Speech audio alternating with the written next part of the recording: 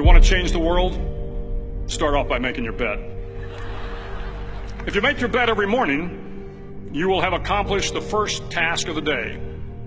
It will give you a small sense of pride, and it will encourage you to do another task, and another, and another. And by the end of the day, that one task completed will have turned into many tasks completed. Making your bed will also reinforce the fact that the little things in life matter. If you can't do the little things right, you'll never be able to do the big things right. And if by chance you have a miserable day, you will come home to a bed that is made. That you made. And a made bed gives you encouragement that tomorrow will be better. To pass SEAL training, there are a series of long swims that must be completed. One is the night swim. Before the swim, the instructors joyfully brief the students on all the species of sharks that inhabit the waters off San Clemente. They assure you, however, that no student has ever been eaten by a shark, at least not that they can remember. But you are also taught that if a shark begins to circle your position, stand your ground. Do not swim away. Do not act afraid. And if the shark, hungry for a midnight snack, darts towards you, then summons up all your strength and punch him in the snout, and he will turn and swim away. There are a lot of sharks in the world.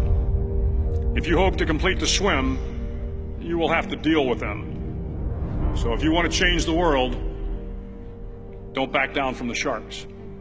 Over a few weeks of difficult training, my SEAL class, which started with 150 men, was down to just 42. There were now 6 boat crews of 7 men each.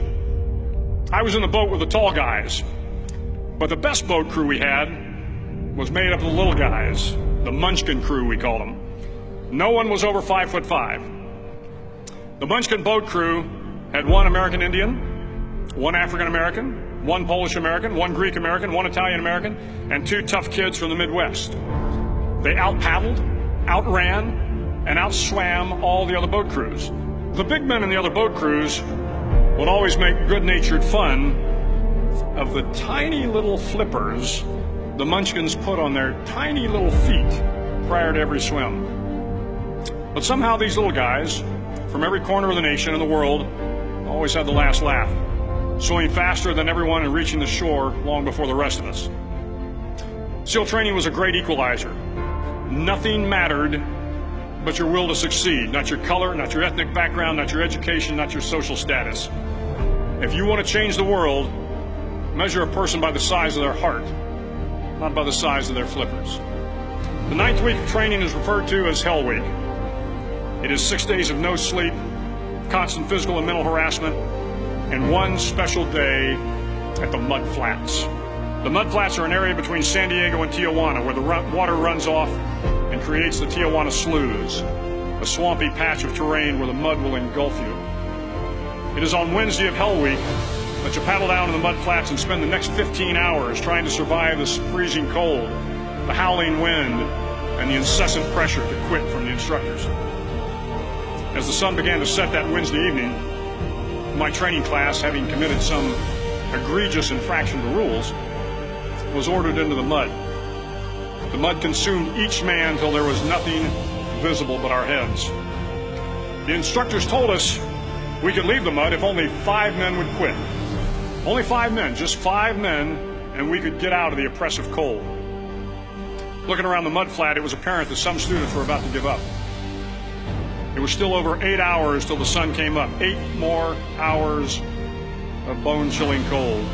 The chattering teeth and the shivering moans of the trainees were so loud, it was hard to hear anything.